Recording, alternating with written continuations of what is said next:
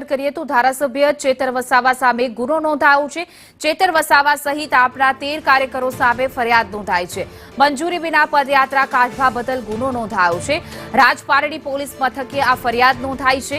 રાજપારડી પીઆઈએ ફરિયાદી બની ફરિયાદ નોંધાવી છે। 3 ડિસેમ્બરે ચેતર વસાવાએ રાજપારડીથી ઝઘડિયા સુધી આ યોજી હતી પદયાત્રા। ગેરકાયદે ખનન અને બિસ્માર રસ્તા સહિતને મુદ્દે આ પદયાત્રા યોજવામાં આવી હતી, પરંતુ પરમિશન લેવામાં નહોતી આવી, જેને લઈને હવે પોલીસે કાર્યવાહી કરી છે।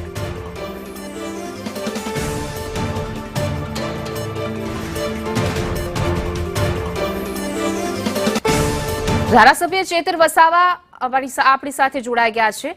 જી ચેતરભાઈ, સંદેશ ન્યૂઝમાં આપનું સ્વાગત છે। હવે પોલીસે કાર્યવાહી કરી છે, ફરિયાદ નોંધવામાં આવી છે। આપે પદયાત્રા કરી હતી, પરંતુ મંજૂરી લેવામાં નહોતી આવી।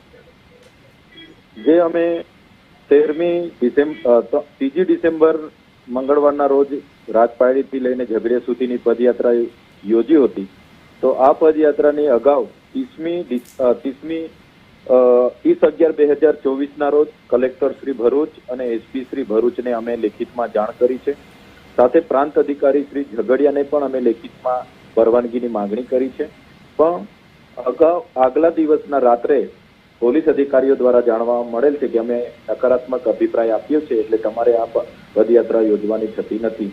તો આવી સામાન્ય પદયાત્રા માટે પણ કોઈ ચૂકણી નથી કે કોઈ જાહેરનામું ન હોવા છતાં અમે પરવાનગી માંગીએ છીએ, છતાં વહીવટીતંત્ર પરવાનગી નથી આપતું। અગાઉનો પ્લાનિંગ હતો, અમે કોઈને પણ ખાનગી, સરકારી કે વ્યક્તિગત હેરાનગતિ થાય, કોઈ ટ્રાફિક થાય, કોઈ પણ મિલકતને નુકસાન થાય એ પ્રકારની કોઈ પણ પ્રવૃત્તિ વગર શાંતિપ્રિય રીતે, અહિંસક રીતે અમે પદયાત્રા યોજી। પ્રાંત અધિકારીને અમારા જે મુદ્દા હતા કે ગેરકાયદેસર ચાલતી લીજો, રેતીની લીજો હોય, કોરી કરસરો હોય, સિલિકા પ્લાન્ટ હોય કે ઓવરલેડ ભરીને રેતી લોયલ્ટી ભર્યા વગર ચાલતી ટ્રકો હોય, એમના પર નિયંત્રણ લાવવામાં આવે। આ વિસ્તારમાં યુવાનોને રોજગારી આપવામાં આવે। જીએમડીસી માંથી નીકળતા દૂષિત પાણીને, પ્રદૂષણને અટકાવવામાં આવે અને જે જીએમડીસી 2 માટે અને નેશનલ હાઈવે માટે જમીન સંપાદન થાય છે, એમાં સ્થાનિક લોકોને વિશ્વાસમાં લેવામાં આવે, એ મુદ્દા સાથે અમે રજૂઆત કરી હતી।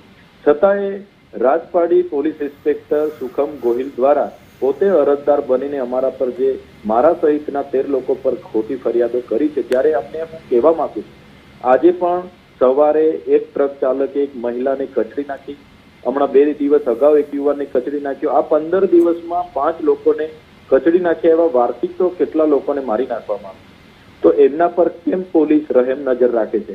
મને લાગે છે અહીંથી જે પણ હપ્તાઓ, લીઝોના, ટ્રક ચાલકોના જે પણ હપ્તાઓ નીકળે છે, એ હપ્તાઓ સ્થાનિક પોલીસ ઉઘરાણું કરીને ઉચ્ચ અધિકારીઓ સુધી પહોંચાડે છે, કમલમ સુધી પહોંચાડે છે।